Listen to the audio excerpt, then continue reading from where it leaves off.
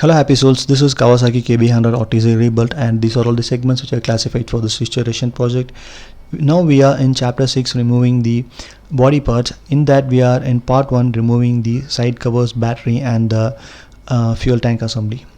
Let's begin with the fuel hose first. This is connected to the fuel filter, and therewith it is connected to the carburetor. And here in this bike the carburetor is covered with the RH side casing of the engine.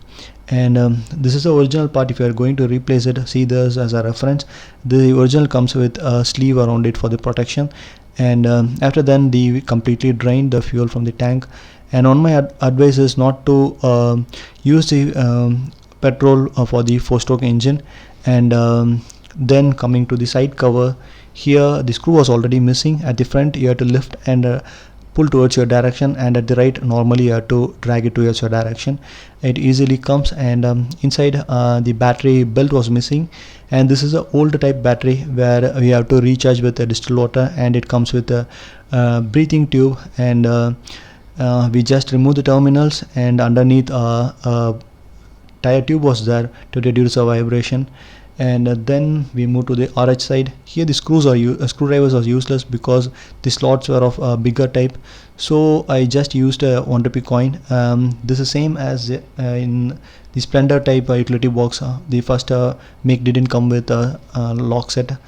And then after that, inside it has a side oil tank, or whatever you can call, like a petrol oil tank, side oil tank, or engine oil tank, whatever you want you can call.